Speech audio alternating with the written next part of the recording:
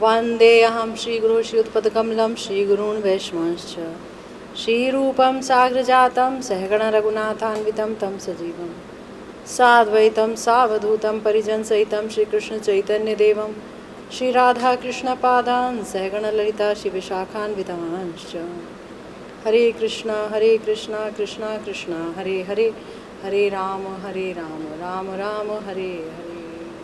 जय जय श्री राधे श्याम।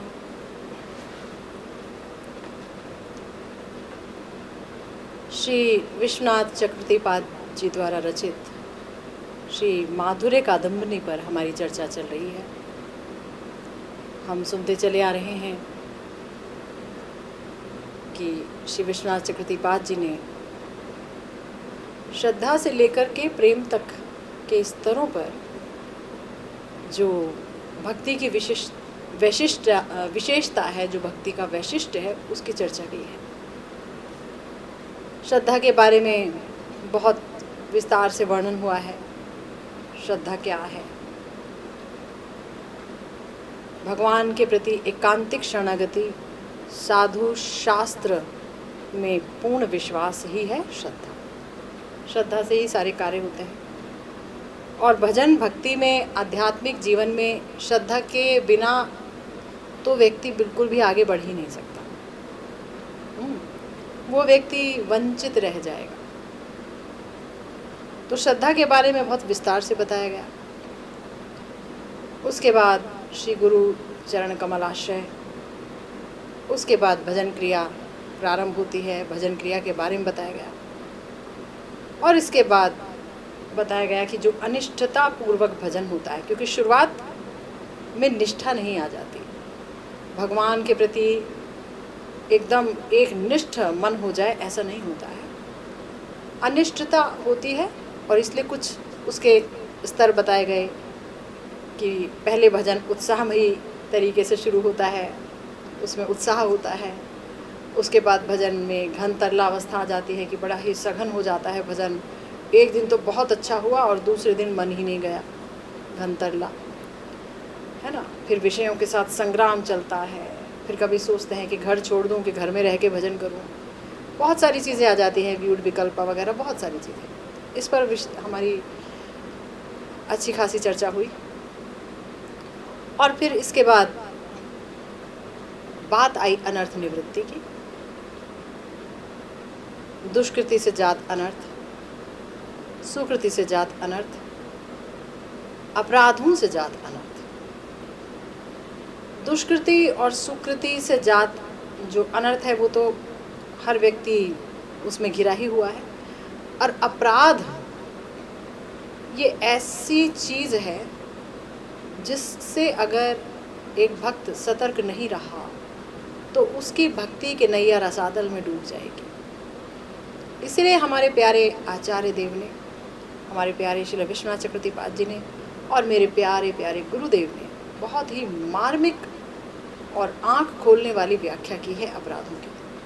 हम अनेक समय से, काफ़ी सप्ताहों से अपराधों पर चर्चा करते चले आ रहे हैं। सेवा अपराध के बारे में बात हुई है, 10 नाम अपराध के बारे में बात हुई है और इसमें जो भयंकरतम अंतराय है भजन में वो है भक्त अपराध।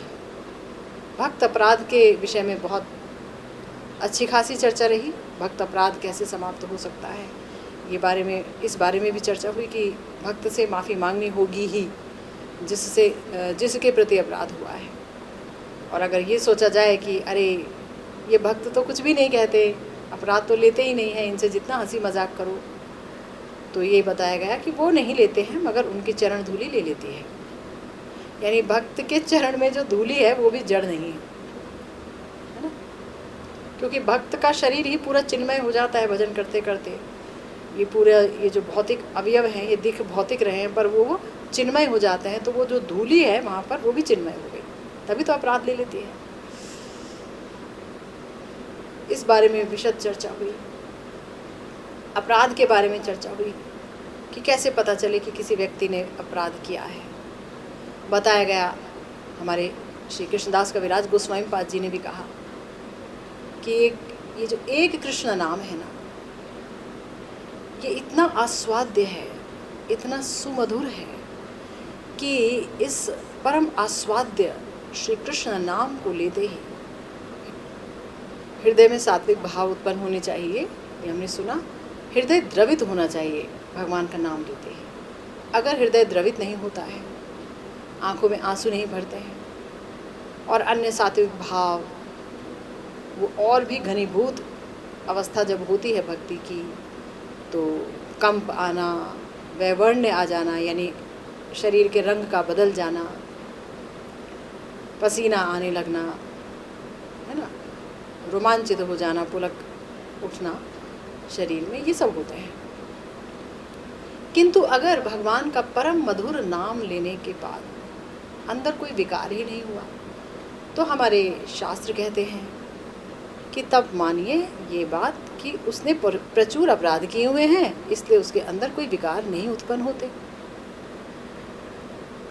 गुरुदेव ने ये कहा कि देखिए, हमारा ये जो शरीर है वो बना ही अपराधों से है, तभी तो देखो हम यहाँ कलयुग में जन्म लेते हैं और कितना कुछ सहते हैं, कितनी विकट परिस्थितियों को सहते हैं। अपराध तो हमने किया ही है, भगवान से विमुख हैं अनादिकाल से, तो अपराध ही है ना, पाप अपराध सा। तो लेकिन तो भी लक्षण बता दिए गए कि भाई हृदय अगर द्रवित नहीं हुआ, भगवान का नाम लेते लेते लेते लेते कुछ हो ही नहीं रहा है, तो इसका मतलब ये है कि गड़बड़ है। पिछली दफ़ा हमने ये चर्चा की कि इतना हमने सुन लिया अपराध के बारे में, तो कहीं कोई ये ना सोच बैठे कि अरे भैया इससे अच्छा कौन करे भजन, छोड़ो भजन भक्ति, बहुत अपराध की बात कर रहे हो, क्यों करे गुरु चरण पदाश्रय, गुरु चरण आश्रय करें और फिर अपराध की बात हो जाए, फिर तो सब कुछ रसातल में चला जाएगा। तो गुरुदेव ने कहा था, यहाँ बात सही है, लेकिन जब तक किसी के अंदर प्रचुर अपराध है, वो गुरुदेव के पास जाएगा ही नहीं, उसका गुरु चरण कमल में आश्रय होगा ही नहीं, वो हरिनाम के प्रति उन्मुखी ही नहीं होगा अपराधी व्यक्ति, है ना। जो श्री गुरुदेव के चरणाश्रित होता है, इसका मतलब उसके अंदर भजन करने की इच्छा है। तो इसका मतलब ये है कि बेशक वो तुरंत हरि कथा, हरि नाम, हरि के गुणों का पूरा आस्वादन नहीं कर पा रहा है, जितना कि है अनंत आस्वादन है, अनंत महिमा है, लेकिन पूरा आस्वादन हो नहीं पा रहा है बेचारे से। तो गुरुदेव ने बहुत सुंदर एक दृष्टांत दिया हमारे गुरुदेव ने कि जैसे कोई बीमार व्यक्ति है, दिख तो रहा है कि वो उसकी जीभ भी है और वो खाने के लिए बैठा है, लेकिन ना तो उसे भूख लग रही है, ना उसे कोई स्वाद आ रहा है, 56 प्रकार का भोजन भी उसके लिए बेकार है, स्वाद ही नहीं आ रहा, हर चीज़ कड़वी लग रही है, हटा दो हटा दो हटा दो। लेकिन धीरे धीरे जब भजन करते करते ये अपराध थोड़े कम पड़ेंगे, तो जैसे रोगी को थोड़ा बहुत भोजन का आनंद आने लगता है, ऐसे ही अपराधी व्यक्ति को भी थोड़ा थोड़ा आस्वादन आने लगेगा, क्योंकि उसका अपराध अब धीरे धीरे कम हो रहा है भजन करते करते। नाम अपराध, सेवा अपराध, धाम के प्रति अपराध, ये सारे अपराध अब कम होते जा रहे हैं, तो अब थोड़ा थोड़ा आस्वादन आने लगा है। ठीक है, तो अब यहाँ पर अगले पीयूष कणा व्याख्या में हमारे प्यारे गुरुदेव एक और बात कह रहे हैं, एक नई बात जो हम सोच भी नहीं सकते। गुरुदेव कह रहे हैं कि बार बार ये बात कही गई है अभी तक कि अगर कोई बार बार नाम कीर्तन कर रहा है, हरि नाम ले रहा है, संकीर्तन कर रहा है, हैं, और उसके अंदर प्रेम का कोई चिन्ह उदित नहीं हो रहा है, यानी कि अश्रु नहीं आ रहा है, पुलकित नहीं हो रहा है, हृदय द्रवित नहीं हो रहा है। हमने ये बात सुनी है कि कुछ लोग ऐसे होते हैं जिन्हें अभ्यासवश खूब आंसू आते हैं, पिच्छल हृदय कहा गया है श्री माधुर्य कादम्बिनी में उन्हें, कि अभ्यास है उन्हें रोने का, वो हर बात पे रोते हैं, हर बात पे उन्हें रोने का बहुत अच्छा अभ्यास है। तो ये मत समझना कि उनका सात्विक विकार उठा, ठीक है ना। ये बात हमने, अगर आपको याद हो तो इस बात पर चर्चा हुई थी। और वैसे भी यहाँ गुरुदेव ने कहा कि अगर किसी के अंदर प्रेम चिन्ह नहीं दिख रहे हैं तो हमें लग रहा है कि इसका मतलब ये बहुत अपराधी है, क्योंकि इतना हृदय को द्रवित करने वाली कथा बोली, सबका हृदय द्रवित हो गया, आंखें नम हो गईं, और ये तो व्यक्ति पत्थर की तरह बैठा हुआ है ऐसे करते हुए, क्वेश्चन मार्क है उसके चेहरे पर बहुत बड़ा। तो गुरुदेव कह रहे हैं कि ग्रंथकार के अनुसार यानी श्री रविश्वनाथ चक्रवर्तीपाद जी के अनुसार सब जगह ये नियम है, सब जगह ये नियम है ऐसा नहीं है, सब जगह ये एक नियम है ऐसा नहीं है। कभी कभी किसी निरपराध व्यक्ति में भी, कभी कभी किसी निरपराध व्यक्ति में भी प्रेम चिन्ह उदित नहीं होता है, और हो सकता है कि आप ये भी देखें कि उसके अंदर पाप के प्रति प्रवृत्ति जागृत हो रखी है। कई बार कोई जो निरपराधी व्यक्ति है, मतलब उसने कोई भी अपराध नहीं किया, लेकिन हम क्या देखेंगे कि अपराध तो किया नहीं, लेकिन जब वो श्रवण कीर्तन कर रहा है तो उसके हृदय में कुछ जागृत भी नहीं हो रहा है, हृदय भी द्रवित नहीं हो रहा है, आंसू भी नहीं आ रहे हैं, और वो तो छोड़ दीजिए, चलो ये नहीं हो रहा कोई बात नहीं, पाप भी कर रहा है, पाप में भी प्रवृत्ति देखी जा रही है, पाप को भी बड़ा अच्छा लगता है, पाप मतलब पाप में डूबा पड़ा है पूरी तरीके से। तब ये प्रश्न उठता है ये क्या बात हुई भाई? तो गुरुदेव ने कहा जिस प्रकार की अजामिल के वृत्तांत बता रहे हैं। अजामिल जी एक बहुत बड़े ब्राह्मण, सदाचारी संपन्न, माने सदाचार सुसंपन्न ब्राह्मण थे, और बहुत बहुत ही ज़्यादा क्या कहें अच्छा भजन करने वाले थे। अपने समस्त कर्तव्यों को बड़ा ही अच्छी तरह से वो पूर्ण करते थे, शास्त्रों को अच्छी तरह से जानते थे, सब कुछ में बहुत निष्णात थे। तो ऐसे अजामिल उनका भी पतन हुआ। हमने देखा श्रीमद् भागवतम की कथा के अनुसार कि अजामिल जी जब सुबह की पूजा के लिए पुष्प आदि चयन करने के लिए जंगल में गए तो वहाँ उन्होंने एक वेश्या को एक व्यक्ति के साथ गलत व्यवहार करते देखा, और वो उस वेश्या के प्रति आकृष्ट हो गए।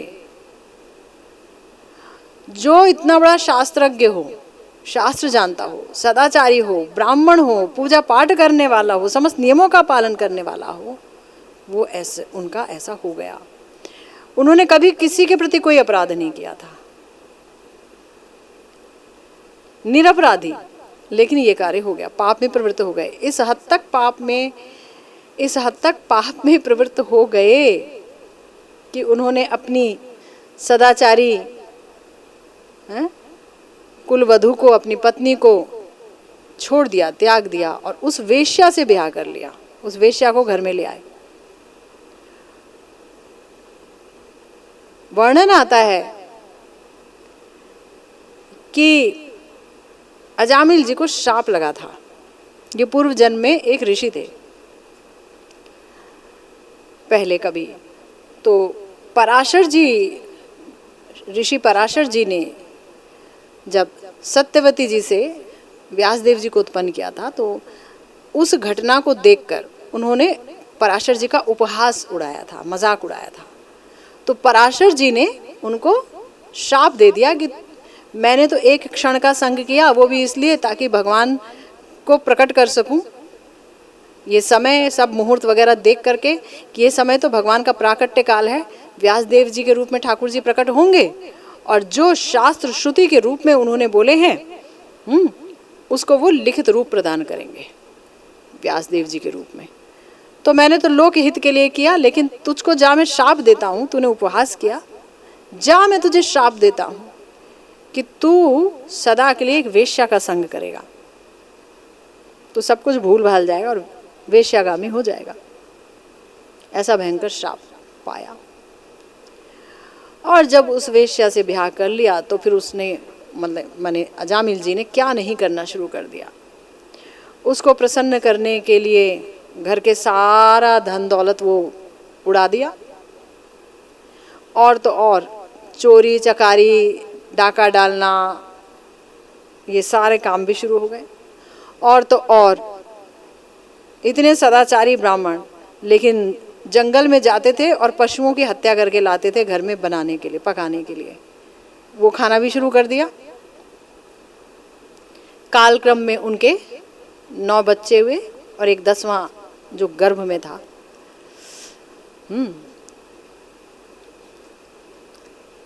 कहा जाता है कि पराशर ऋषि ही इनको इस श्राप से विमुक्त करने के लिए कि इनका अब रिहाई की जाए, बहुत ज़्यादा उल्टा हाल हो गया है, तो वो वहाँ पर आए उनके गांव में और उन्होंने समस्त साधुओं के दल के साथ आए और उन्होंने किसी अड़ोसी पड़ोसी से पूछा कि भाई यहाँ कोई है, साधु मिलेगा कोई वैष्णव सेवी जो हम वैष्णवों का सम्मान कर सके, थोड़ा रुक सकें, जहाँ हम आराम कर सकें। तो कोई व्यक्ति मजाक में, मतलब बहुत बड़ा मजाक उसने किया, उसने कहा हाँ चले जाओ अजामिल के यहाँ, अच्छा सम्मान हो जाएगा तुम्हारा। तो सारे वो साधु लोग, वैष्णव लोग अजामिल जी के यहाँ चले गए।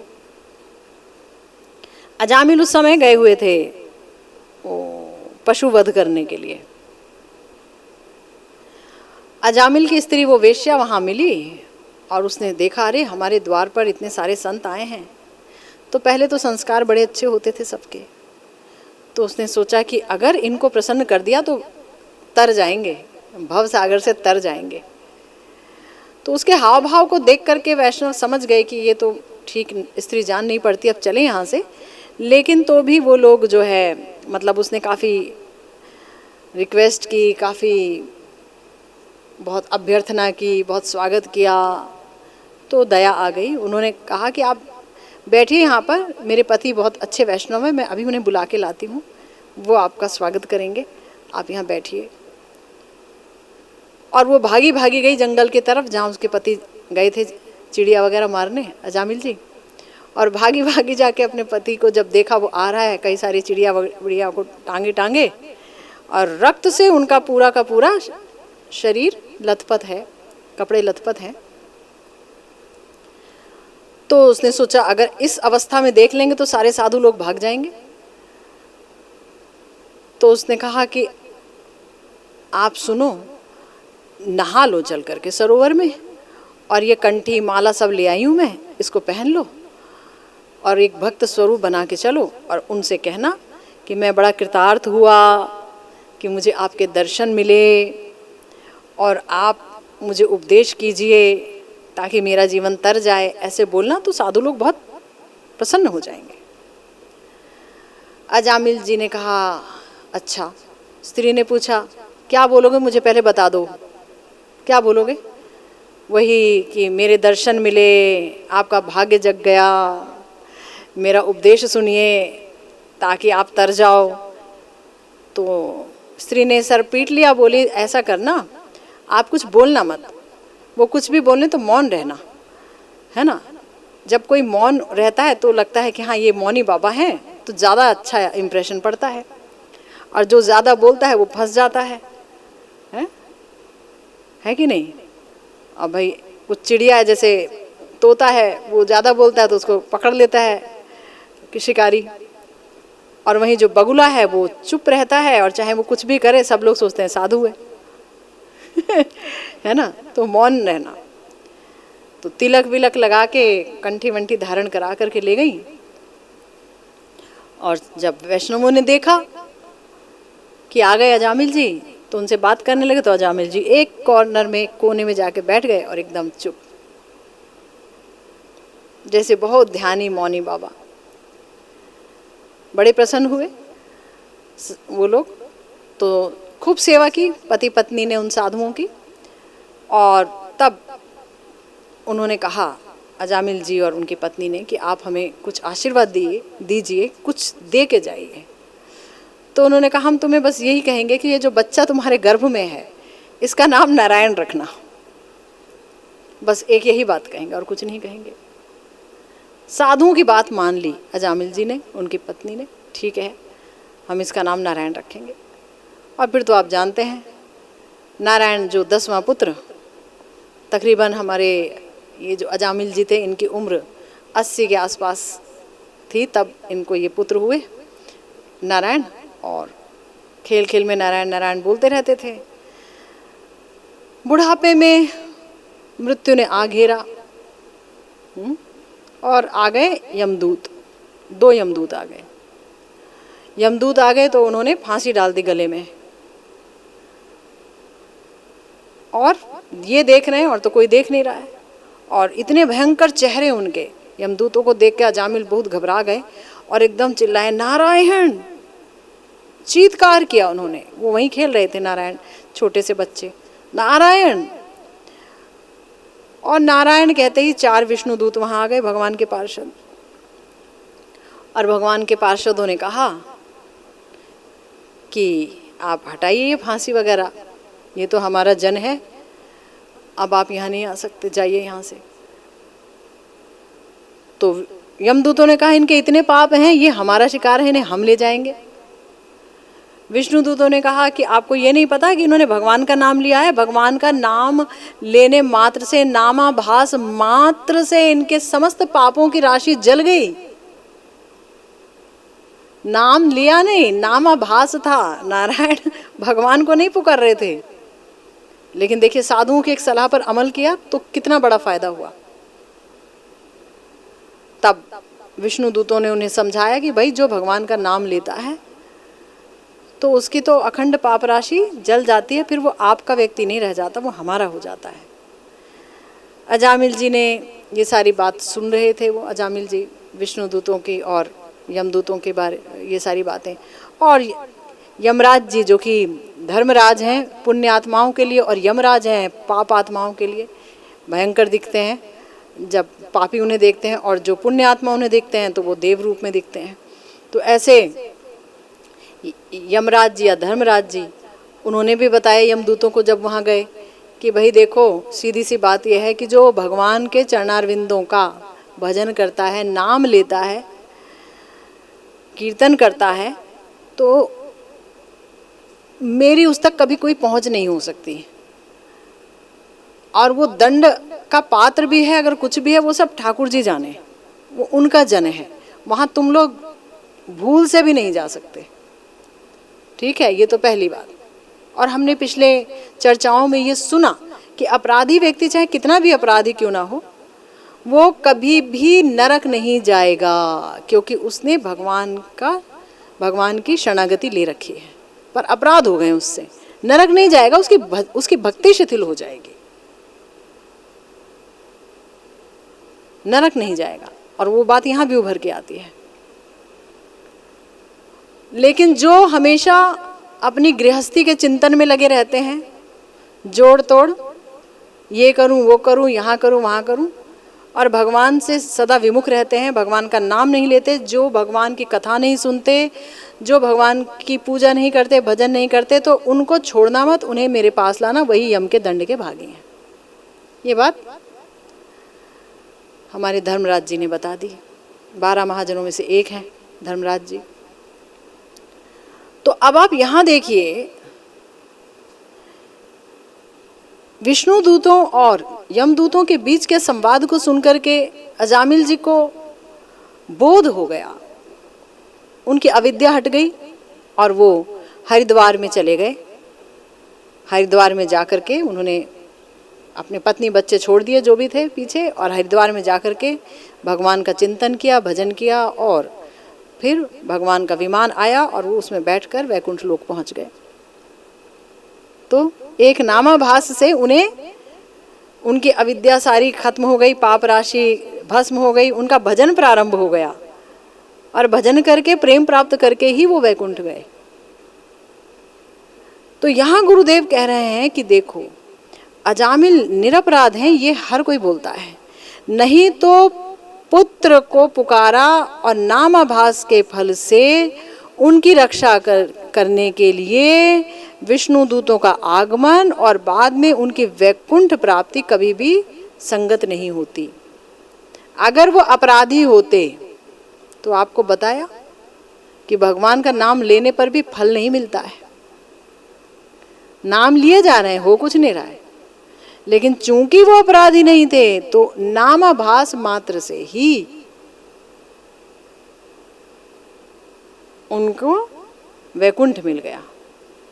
अंततः अग्रसर गए, माने अग्रगति हुई उनकी। गुरुदेव बोल रहे उन्होंने संतान का नाम बचपन में ही नारायण रख दिया था और कई बार उनको नारायण नाम से आह्वान किया था, लेकिन तो भी उनके अंदर प्रेमोदय का कोई चिन्ह परिलक्षित नहीं होता था।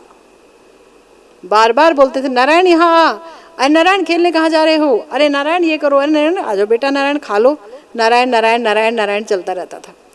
लेकिन इतनी बार नाम लेने पर भी उनके हृदय, उनके न अश्रुधार बहे, न पुलक उत्पन्न हुआ, समझ रहे हो, न गदगद वचन निकले, कुछ तो नहीं हुआ, लेकिन तथापि वो निरपराध थे, निरपराध थे, हुआ नहीं मगर वो निरपराध थे। अलावा इसके बार बार वो दासी का संग कर रहे थे, उस वेश्या का संग कर रहे थे, ये पाप की प्रवृत्ति भी दिख रही थी, निरपराध है तो भी दिख रही थी। भगवान का नाम ले रहे हैं, निरपराध भी हैं और पाप भी हो रहा है, तीनों चीज दिख रही है ना। लेकिन चूंकि वो निरपराध हैं और अभ्यास के कारण दासी का संग रूपी पाप में प्रवृत्ति अगर उनकी है तो वो भी अपराध नहीं है, वो पाप है, अपराध नहीं है। अपराध तो हमने बताया ना, जहाँ नाम असंतुष्ट हो जाए, और वो तो हमने 10 तरह की कंडीशंस बताई, फिर हमने बहुत कुछ बताया, अर्चा विग्रहों के प्रति, ठाकुर जी की सेवा, अपराध, सब बहुत सारी चीज़ों पर चर्चा हुई, बहुत विषयों पर। तो यहाँ पर बताया कि वो निरपराध हैं, अभ्यास वश वो दासी संग रूपी पाप की प्रवृत्ति में भी संलग्न दिखते हैं, लेकिन तो भी मृत्यु काल के समय अपने पुत्र को पुकारने के लिए नारायण नाम बोला और उनके पास विष्णु दूत आ गए। यही एक बहुत बड़ा प्रमाण है कि वो निरपराध थे।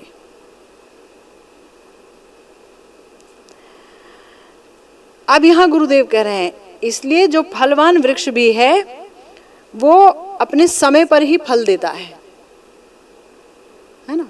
हमने आज आम का पेड़ लगाया, 10 दिन बाद ही हमको फल मिल जाए थोड़ी ना होगा। अब जब समय आएगा तो फल मिलेगा, साल 2 साल जितना भी होता है समय, उसके बाद फल मिलेगा, मिलना ही है, तो समय की अपेक्षा है। इसी प्रकार श्री हरि उनके जैसे निरपराध व्यक्तियों के प्रति प्रसन्न होने के बावजूद, ध्यान से सुनो, श्री हरि निरपराध व्यक्ति के प्रति प्रसन्न है। किसने कभी कोई अपराध नहीं किया, मेरे भक्तों के प्रति कोई अपराध नहीं किया, सेवा अपराध नहीं किया, पाप कर रहा है ठीक है, लेकिन इसने अपराध नहीं किया, प्रसन्न है और उनको फल भी देंगे पर समय आने पर। यहाँ इनका समय क्या था, मृत्यु का समय, जब सब समाप्त हो जाना था उस समय। अब इन्हें बचाएंगे, जिंदगी देंगे, मरने वाली बात थी, जिंदगी मिलेगी और जीवन मिलकर के भजन भी कराएंगे और ये मोह की बेड़ियां भी कटवाएंगे, सब कुछ होगा, लेकिन एक समय की अपेक्षा थी। आगे गुरुदेव बोल रहे हैं कि इसलिए निरपराध अजामिल के पूर्व अभ्यास के कारण जो उनकी क्रियमाण पाप राशि है वो विष दंतहीन सर्प दंशन की तरह नितांत अकिंचित कर ही समझनी होगी। कितनी बड़ी बात बोल दी गुरुदेव ने। देखा गुरुदेव क्या कह रहे हैं कि उनकी जो सबसे बड़ी क्वालिटी है अजामिल जी की, वो यही है कि वो निरपराध है।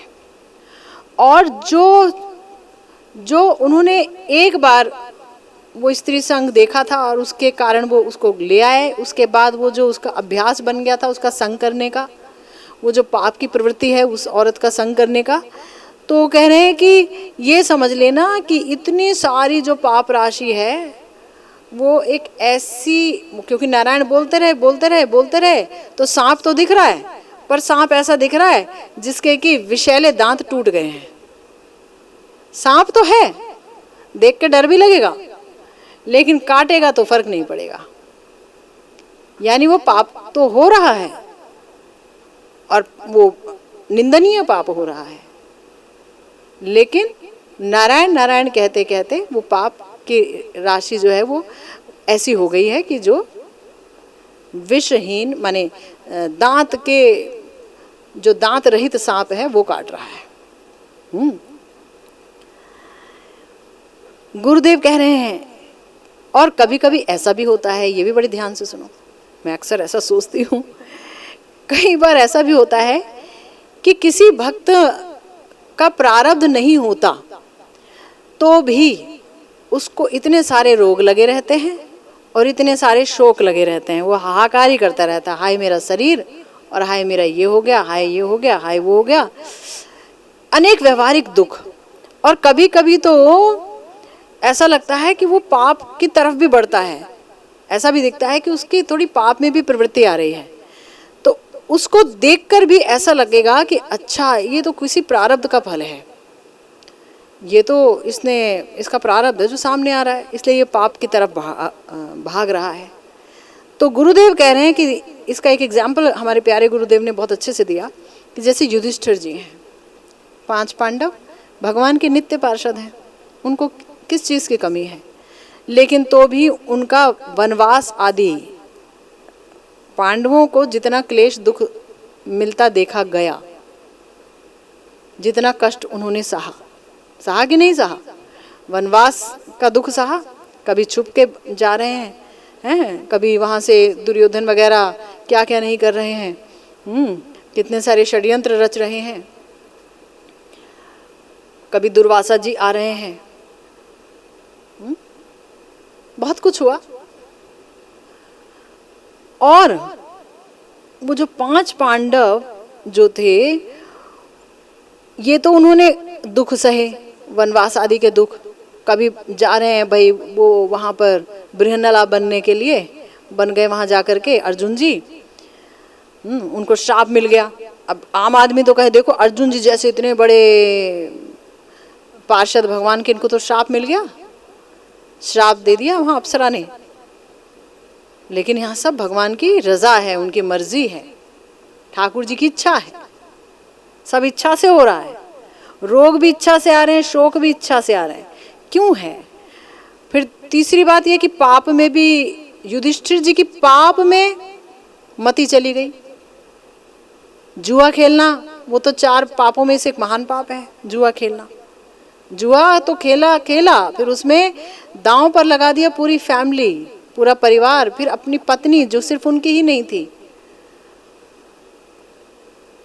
द्रौपदी जी को, उनसे पूछा तक नहीं, जांचा नहीं, कुछ नहीं, लेकिन ये पाप की प्रवृत्ति देखी गई कि नहीं देखी गई, ये कितनी बड़ी प्रवृत्ति है।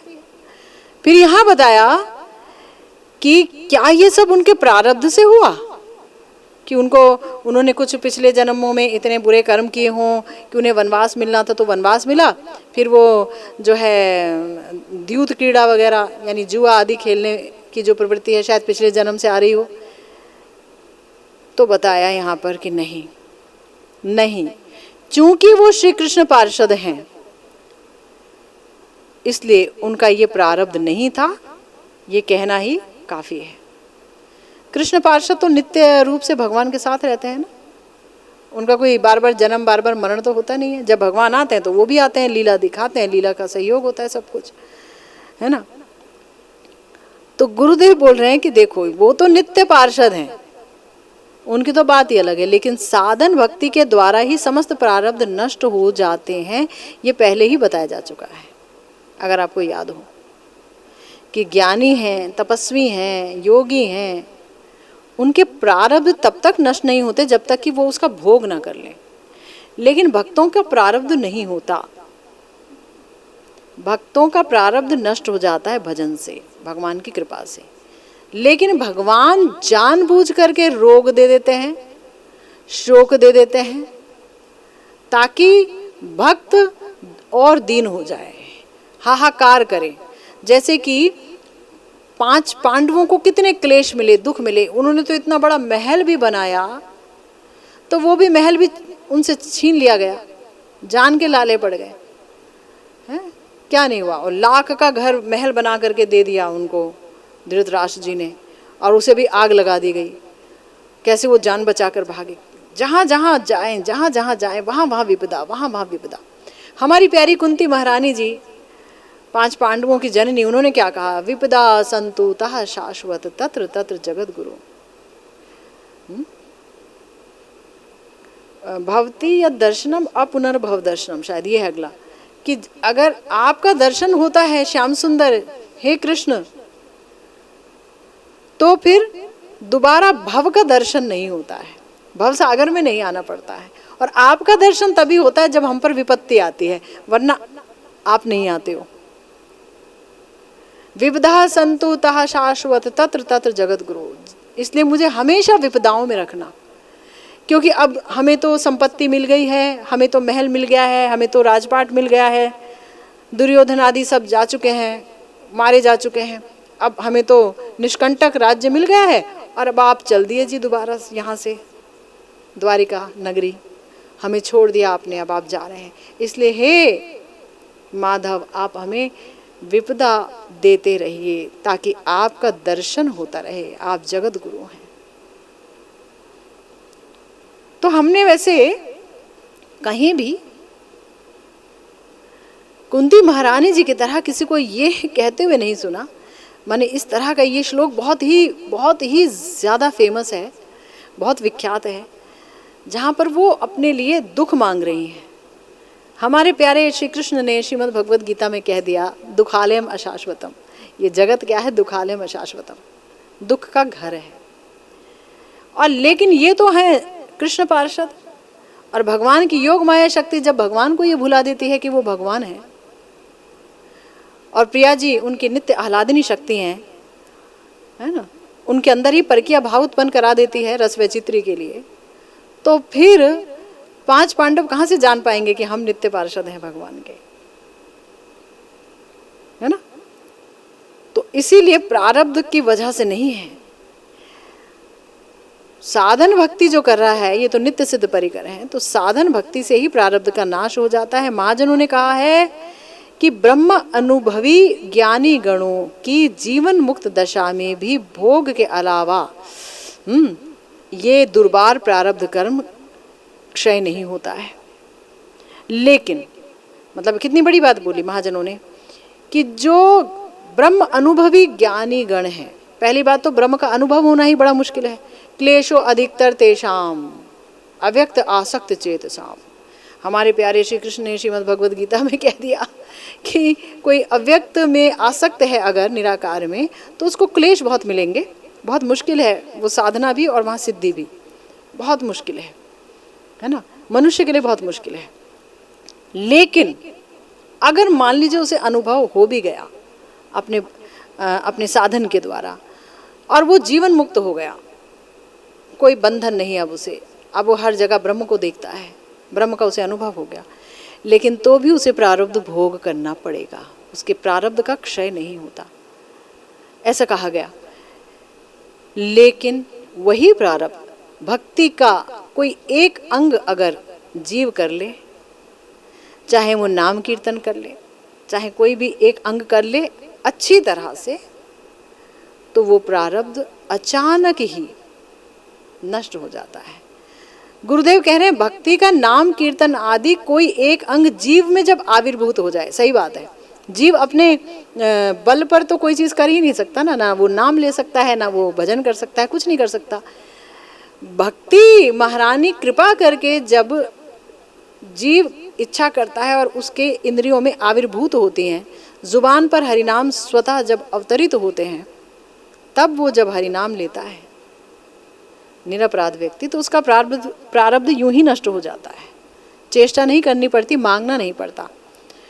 तो श्री रूप गोस्वामी जी ने भी श्री नामाष्टक लिखा है, उसमें ये बात उन्होंने कही। उन्होंने क्या कहा, यद ब्रह्म साक्षात कृति निष्ठयापि विनाश मायाति बिना न भोगे, अपैति नाम स्मरणेन तत्ते प्रारब्ध कर्मेति विरोधि वेदा। हमारे प्यारे श्री कृष्ण श्री उद्धव जी के प्रति बोल रहे हैं कि भक्ति जो है ना, यहाँ तो रूप गोस्वामी जी ने बोला है, रूप गोस्वामी जी ने क्या बोला कि ब्रह्म साक्षात्कार भी अगर किसी को हो जाए तो भी उसका प्रारब्ध बिना भोग के नष्ट नहीं होता, लेकिन अगर किसी के हृदय में नाम स्फुरित हो जाए कृपा करके तो उसका प्रारब्ध रह नहीं जाता, समाप्त हो जाता है। भगवान श्री कृष्ण भी उद्धव जी को बोल रहे हैं, भक्ति पुनाति मन निष्ठा स्वपाकानपि संभवात। यानी अगर कोई कुकुर भोजी यानी कुत्ता खाने वाला चंडाल, अगर उसे मेरी भक्ति मिल जाए और मुझ में वो एक निष्ठ हो जाए तो उसका जाति दोष पवित्र हो जाता है, यानी वो जाति दोष से मुक्त हो जाता है। अब वो मेरा हो जाता है, अब वो ब्राह्मणों के साथ भी बैठ सकता है, समझे ना, वो खा सकता है और वो खिला भी सकता है, क्योंकि एक निष्ठ हो गया ठाकुर जी में, अन्य अभिलाषिता शून्यम हो गया, उस अवस्था की बात हो रही है। तो उसका जाति दोष कहाँ से आया? पिछले कर्म से, पिछली जात, उसने पिछले जन्म में जो कर्म किए थे उससे उसको इस प्रकार की एक जाति मिली। अब जाति मिल गई तो मिल गई, हम माने चाहे ना माने, लेकिन समाज जो है उसको बहिष्कृत कर देता है। समाज कहता है तुम यहाँ नहीं आ सकते, वो नहीं कर सकते, ये नहीं कर सकते, है ना। तो मानवता के लिए जो सही चीज़ है वो तो ना करके पता नहीं क्या सब होने लगता है। लेकिन ऐसा व्यक्ति भी, भगवान श्री कृष्ण देखिए कितने उदार हैं, कहते हैं कि नहीं, अगर वो मेरा भजन करने लग गया और मुझ में एक निष्ठ हो गया तो वो समस्त जाति दोष से विमुक्त हो जाता है। कोई जाति नहीं रहती। तभी कहा गया कि वैष्णवों में जाति बुद्धि अगर कोई व्यक्ति करेगा तो उसका मुंड, उसका सर कट के रौरव नरक में जा गिरेगा। वैष्णव में आप जाति बुद्धि नहीं कर सकते, लेकिन हाँ एक निष्ठ वैष्णव होना चाहिए ठाकुर जी में।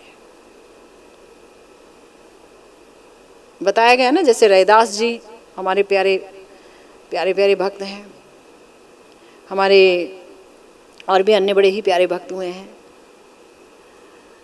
है ना। हमारे हरिदास ठाकुर जी, जिनको अद्वैताचार्य जी ने अपना श्राद्ध का खिलाया, यवन फैमिली में वो उनका जन्म हुआ, लेकिन श्राद्ध जब कर रहे हैं अद्वैताचार्य जी तो पहले उनको खिलाया। वो मना कर रहे हैं, नहीं नहीं नहीं नहीं, आप अपने समस्त ब्राह्मणों को बुलाओ। तो उन्होंने कहा आपको खिलाया तो समझ लीजिए पूरे ब्रह्मांड के समस्त ब्राह्मणों को खिला दिया, सबको खिला दिया। आप इतने प्यारे वैष्णव हैं। और यही बात यहाँ पे उभर करके आती है। भगवान श्री कृष्ण इतनी बड़ी बात कह रहे हैं। तो जाति दोष क्या है? प्रारब्ध से उत्पन्न होता है, और भजन करके प्रारब्ध नष्ट हो गया। ये प्रमाण है कि नहीं है? प्रमाण, प्रारब्ध नष्ट हो गया। नहीं तो प्रारब्ध से उठने वाली अनेक चीज़ों को भोगना पड़ता ना, परंतु वो तो भोगना नहीं पड़ रहा है। अब तो ठाकुर जी को हो गए हम तो।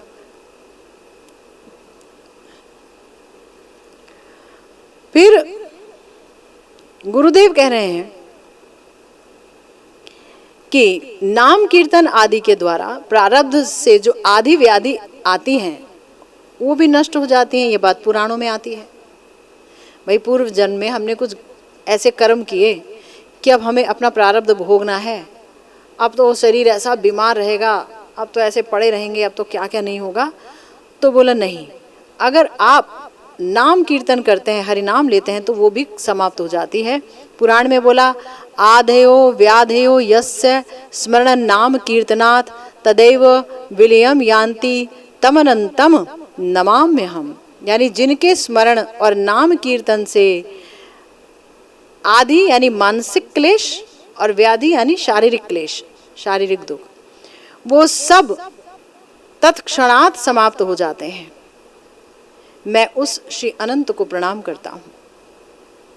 इसलिए भक्तों का प्रारब्ध नहीं होता तो भी मगर भगवान करुणा करके भक्त की दैन्य, उसकी आरती, उसकी व्याकुलता, उसकी उत्कंठा को बढ़ाने के लिए भक्त को कुछ रोग शोक दे देते हैं। कितने क्यूट हैं भगवान। कुछ रोग शोक ले लो, भोगो, और थोड़ा एक और उनका एक और चक्कर रहता है। गुरुदेव अक्सर बोला करते हैं, गुरुदेव कहते हैं थोड़ा भक्ति के को छुपाने के लिए भी वो ऐसा करते हैं कि भक्ति कितनी प्यारी है और कितना कुछ दे रही है और कितना आस्वादन प्राप्त हो रहा है, उस भक्ति को ढकने के लिए भी भगवान थोड़ा रोग शोक दे देते हैं। तो जो एक आम आदमी बोलता है इतना हरि नाम करती है मगर हमेशा टंगी रहती है, जब देखो आपके शरीर में कुछ ना कुछ हुआ रहता है ना, जब देखो तब आप रोते रहते हो। हाँ, कोई पूछता घुटने का दर्द कैसा है, घुटने का दर्द वो तो समझ नहीं पा रहा कब हुआ था, लेकिन कहता आप कह रहे हैं हाँ होता तो अभी भी होता ही है, शायद मुझे घुटने का दर्द भी होता है, कमर का दर्द भी होता है ना, लीवर में भी प्रॉब्लम हो गई है, अभी किडनी की बारी है, तो अच्छे अभी क्या, वो सारे अंग गिना देते हैं, वो सारे अंग गिन गिन करके उसमें रोग सोचता रहता हाँ ये हो रहा है। और मानसिक क्लेश भी है, हाँ जी मुझे मानसिक क्लेश भी है, मैं बहुत दुखी हूँ। तो जिस भगवान का तुम भजन कर रहे हो वही तुम्हारी सहायता करे, तुम्हारी सहायता कोई नहीं कर सकता। ये कह के लोग चल देते हैं, पता नहीं इतना भजन करते हैं फिर भी कुछ नहीं मिलता इनको, है ना। इससे अच्छा हम लोग ठीक हैं, रोज़ उठते हैं, टाइम पे बढ़िया खाते हैं, एक्सरसाइज करते हैं, जिम जाते हैं, हमारी सेहत देखो, और ये देखो ये तो हमेशा ऐसे टंगे रहते हैं सबके सब, है ना। है कि नहीं।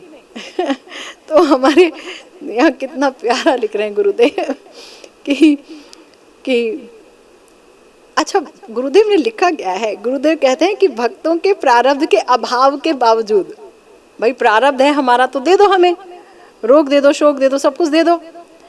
भगवान कह रहे नहीं, वो करुणा करके थोड़ा उनको ये सब दे देते हैं, ये उनकी करुणा की निशानी है।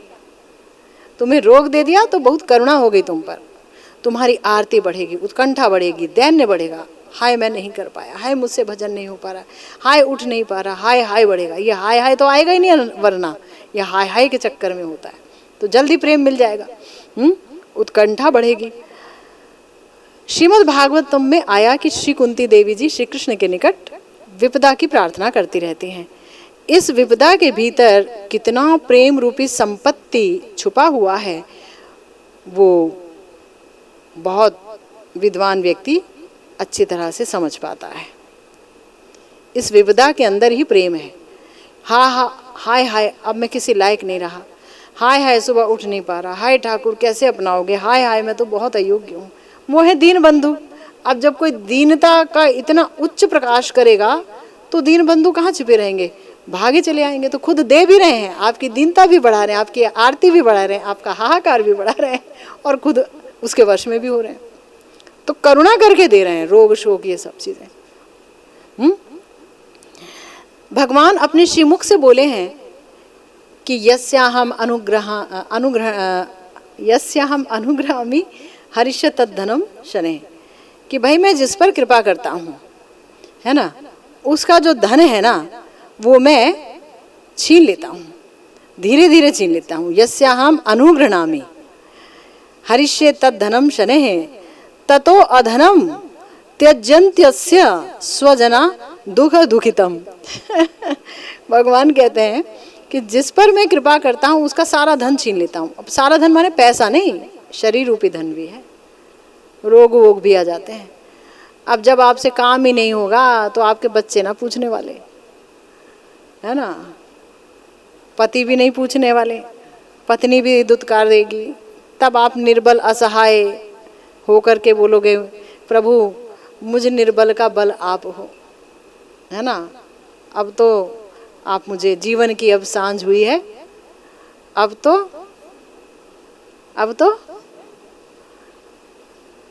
तो मेरा बाँह धरो।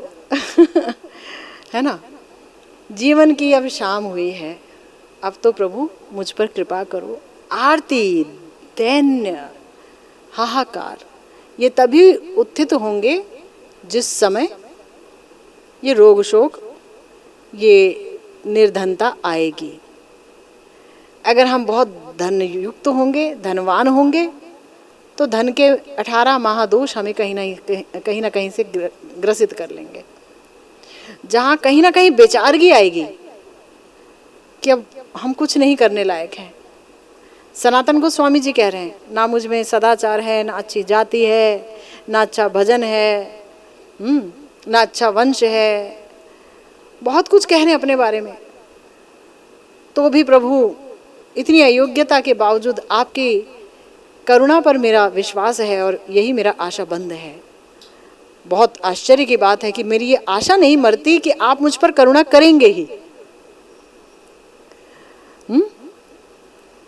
तो निर्धनत्व महारोगो मद अनुग्रह लक्षणम, कि ये निर्धनता और महारोग जो हो जाते हैं, इतने बड़े बड़े रोग हो जाते हैं, सब मेरी करुणा का लक्षण है। कोई सोच सकता है ऐसा, लेकिन देखिए हमारे प्यारे गुरुदेव कह रहे हैं हाँ ऐसा है। मैं जिस पर अनुग्रह करता हूँ, कृपा करता हूँ, धीरे धीरे उसका सब कुछ हरण कर लेता हूँ, हरण कर लेता हूँ। आम आदमी सोचता है ए जब से माला पकड़ी क्या मिला, इनका घर बार नष्ट हो गया, बाल बच्चे दूर हो गए, लोगों ने छोड़ छाड़ दिया, पैसा कौड़ी सब गया, नौकरी वोकरी सब गई, महान निकम्मे हो गए। तो फिर अब ये देखो, अब ये भजन कर रहे हैं, अब कुछ होगा नहीं तो फिर क्या करेंगे, खटकाओ माला, ढोंगी है ढोंगी, है ना, पता नहीं क्या क्या कहेगी दुनिया। लेकिन ठाकुर जी क्या करते हैं, और व्यक्ति भी इतने ताने सुनता रहेगा तो कहाँ जाके रोएगा, ठाकुर जी के चरणों में रोएगा। और रोना ही भजन है, हमारे प्यारे गुरुदेव कई बार कह चुके हैं अपने पाठ में, अपने ग्रंथों में, रोना ही भजन है। तो जब धन समाप्त हो जाता है तो उसके आत्मीय स्वजन उसको दुखी जानकर त्याग कर देते हैं, तब उस निराश्रय व्यक्ति को भगवान का ही पूरा पूरा आश्रय रहता है। वो सोचता है अब मेरा कोई नहीं, अब तो बस भगवान तेरा ही सहारा है। जब धन समाप्त और जब तक पेटी में कुछ होगा। मैंने एक फिल्म देखी थी, हालांकि ऐसे मौके पर नहीं चर्चा करनी चाहिए, पर बेबाक चर्चा में कुछ शामिल हो भी जाना चाहिए।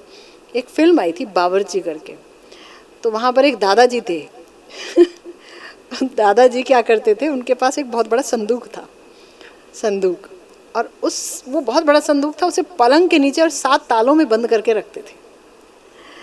तो उनके जो बच्चे थे ये सोच के उनकी सेवा करते थे कि पिताजी ये संदूक हम में से किसी एक के नाम लिख जाएंगे, बहुत पुराना संदूक है।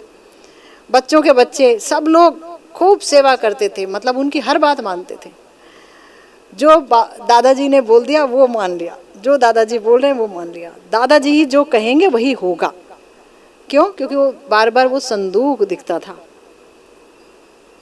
संदूक दिखता था, यानी धन है इनके पास, है ना। तो अगर आपके पास बहुत सारी एफडीज हैं तो हो सकता है कुछ पूछो। और मैंने तो ऐसे लोगों को देखा कि अपने जीते जी लोगों ने अपना धन प्यार में आके अपने बेटे के नाम किया, और अगले कुछ एक दिनों के बाद से हालत खराब उनकी, और ख़राब होती चली गई, और उसके बाद वो ओल्ड एज होम में, वृद्धाश्रम में बेचारे पड़े मिले बेसहारा। तो भी भगवान की सुध नहीं आई कि हम भगवान का नाम ले लें, क्योंकि बच्चों के लिए कर कर के मर गए, है ना। तो यहाँ भगवान का कर्तृत्व नहीं है, यहाँ तो अपनी ही मूर्खता है। यहाँ तो भगवान ने वहाँ किया जहाँ पर कोई भगवान का नाम ले रहा है, और भगवान ने कहा लेकिन अभी भी बहुत कुछ है जो तुम्हें लग रहा है कि इसका भी सहारा है, मुझे इसका भी सहारा है, इसका भी सहारा है, मैं सारे सहारे पहले काट दूंगा। एक कथा आती है ना कि भगवान जो है एक आम आदमी का वेश बना करके नारद जी के साथ गए तो रात हो रही थी, उन्होंने एक अमीर आदमी का दरवाज़ा खटखटाया और बोला कुछ खाने को दे दो, हम बहुत भूखे हैं। तो उसने कहा जाओ, हटो यहाँ से, निकल जाओ यहाँ से, नहीं तो अभी आप पे अपने कुत्ते छुड़वा दूंगा, नौकर से पिटवा दूंगा, भाग जाओ यहाँ से। तो भगवान ने आशीर्वाद दिया, जा, जितना धन तू कमा रहा है उससे 7 गुना ज़्यादा धन कमाए। चले गए।